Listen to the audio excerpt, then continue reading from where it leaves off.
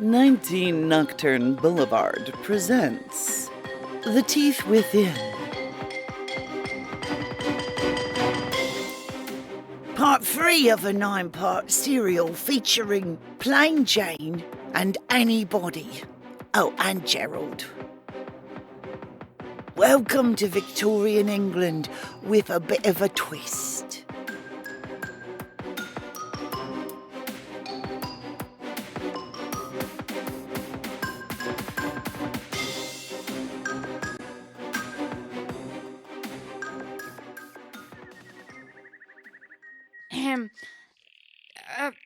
Sit, would you? Certainly. Tea, quick as a wink. First off, no, I ain't gonna pretend nothing. I can't concentrate on talking all posh and what to say at the same time. I hopes you'll be able to overlook my poor diction. Go on. Right. I won't lie to you, but I have to decide what to tell you. Are you my husband's mistress? Gerald keeps me. He pays for this flat. That's true. And if I was that sort of girl, and take it from me, most around here are, I could promise I'm clean and loyal and not extravagant. Just look at this place. Cosy, but modest. Right. I've no pretensions. But you want to know what it is I am here for? Yes. Biscuits! Leave 'em. Go on. My only reticence here is that Gerald ain't already told you. I'm figuring it's in order to protect you. Protect me? From what? I'm sworn to secrecy. And the worst part is you won't even believe it. Just tell me. Lord have mercy. Gerald's family, for yonks back, have fought monsters. Monsters? And devil worshippers and any else what threaten folks with black magic and things. What? He's a bit of a white knight, begging your pardon. It's what they do, and I help. What can you do to help? It runs in my family too. Just in the old wives kind of way, not the white knights. My gran had the sight, and knew hebs and things, and I ain't afeard of the things we has to face. You expect me to believe this? It's true. And that drudge, she's part of this too. Mrs. Milady, look at yourself. You see how hard it is for you to believe what I am saying? Of course. Now imagine how hard it is for Gerald to convince anyone, just any normal bloke or gal, to help him fight these things. Of course it is. Oh.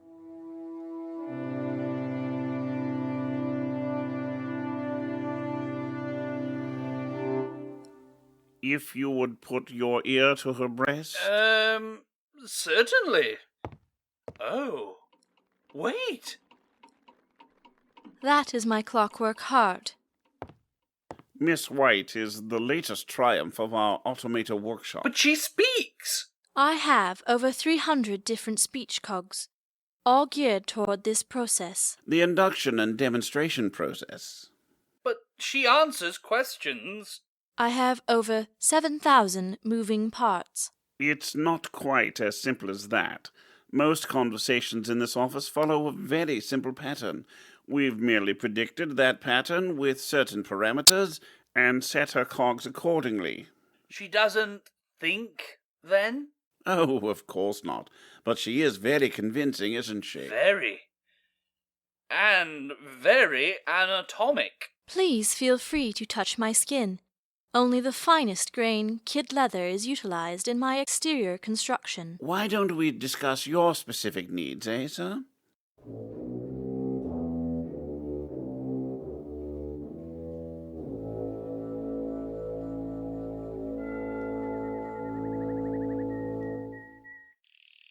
See, someone like me who believes and understands and ain't afraid is hard to come by. That's why he keeps me here. Then I suppose if I looked around I shouldn't find any of his clothes? Of course they're here. What? Some of these things is messy. And smelly. Too right. Some has a terrible stink. Especially when if you'll pardon the phrase, dead. He has to clean up and can't exactly do it at his club or any place where someone might ask. But this neighbourhood... Is a place where no one looks twice if a gentleman comes and goes at all hours of the night. Oh, Here now, here's the tea.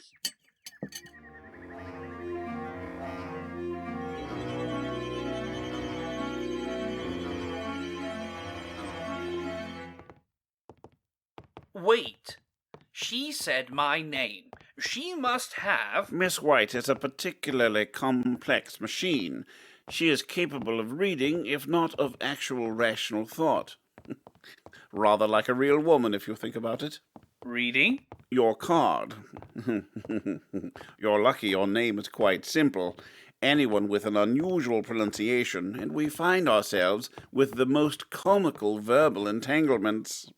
May I be frank, sir? Oh, absolutely. I would be most honoured. The acquaintance who referred me... And who was that, if you don't mind? Oh dear.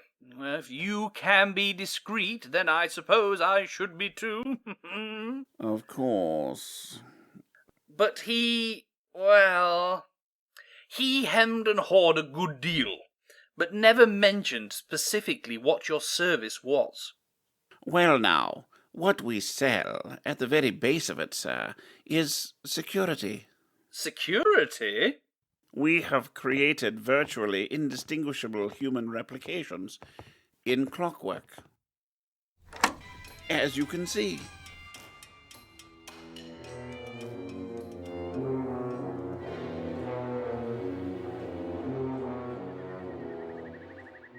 but what can I do Do?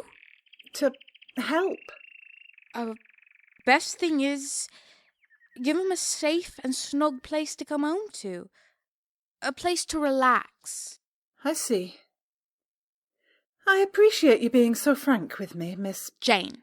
Just plain Jane. Why... Same reason I don't want your card. Harder for anyone unsavoury to find you they don't know your proper name. Which is why Gerald uses a pseudonym for his payments to maintain this establishment. It's the truth. I should have known any wife of Gerald's would have to be clever. He ain't the type to have no truck with dullards. Of course. Thank you. Handsome as him, my lady. Handsome? Handsome. Oh, I thought since they didn't come round here often, I'd run out and send word for one to come, since I know no one as fine as your ladyship would want to be out walking of an evening in such a neighbourhood, and since you come all this way. Oh! Don't hesitate to write me if you ever need anything else. But I suggest we have some sort of secret name for you, if you don't want Gerald to catch on. You don't plan to tell him? Nah, I don't know where you stand with him. But for my part, I don't think he needs any more to worry about than he already has. Thank you. All the ladies of my acquaintance suggested that I should simply turn the other cheek, avert my eyes, and assured me that all men do this sort of thing. But I always thought that we were different. Men. You really love him, don't you? Yes. Well, you ain't in no danger from me, my lady. Now go on and take your cab. You suggested a pseudonym? I did? A false name? Oh, right. Perhaps you might sign any notes you drop me as Alice. Like that girl in the book what ended up in a place she didn't half belong and still got along all right. Yes. Thank you. Woo, that was a street full of steaming piles to walk through. She's got pluck, that one. But Jane, isn't Ibsen yourself? I never lied. I just left out bits. She needed to know she's safe in his affections, and she is. I ain't no danger there, no matter what we might get up to. Poor girl. Never saw the good of loving that hard myself.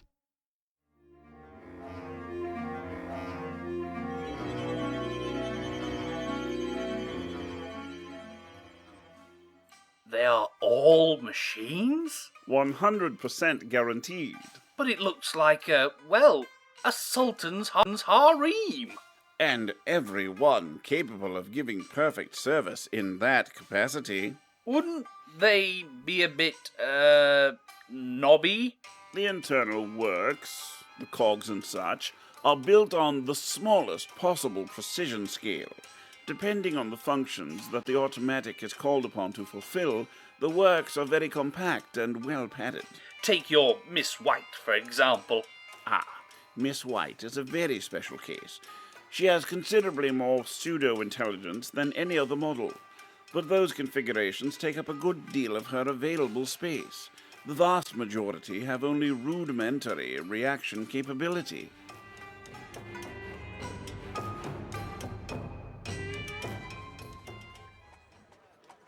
Horrible murder. Notable lord found slaughtered like a pig.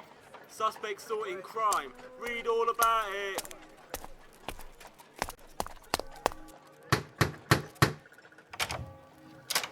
Hello, Carlotta, darling. Daniel. Oh, Horrible murder. I didn't know you were coming. Did I forget? I wanted to surprise you. Come and sit. Should I make tea?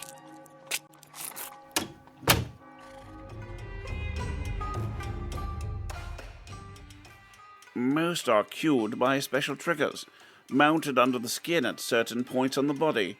An owner would touch the shoulder thus. Did you have a good day, darling? Normally you wouldn't hear the click.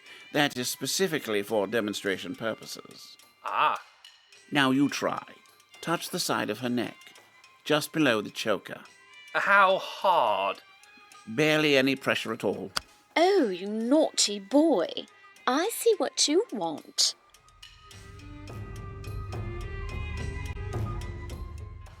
I did not come all this way for tea. Oh, you naughty boy. I see what you want. They can be set up with your choice of phrases and can even speak your name. A man could convince himself she was real. Real in every way, and better than real. She cannot break your heart, get sick, or turn spiteful. She will never be compromised or get old. But would she not eventually start to become tedious? You are a perspicacious man, I can see that. Part of the maintenance agreement is that each week she will either return to us or one of our staff will come to you for cleaning, etc. While being checked over, we can, should you choose, change out some of her phrase cogs. You know, give her a bit of random conversation. Add a little spice, not knowing just quite what might come out, eh?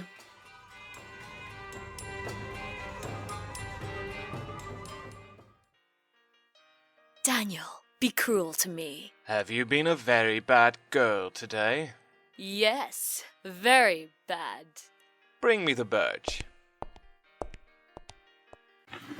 And I will be worse. What?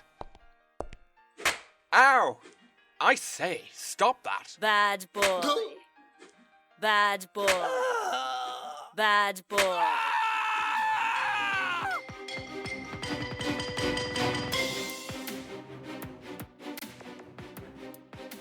In episode 3 of The Teeth Within, you heard Beverly Poole as Jane, Gareth Bowley as Gerald, and Julie Hoverson as Annie.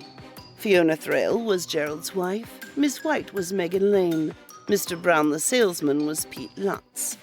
Naughty boy Daniel was Benjamin Lind, and bad girl Carlotta was Tanya Milojevic. Also heard were Gwendolyn Jensen-Woodard, Will Watt, and Jackie Duckworth.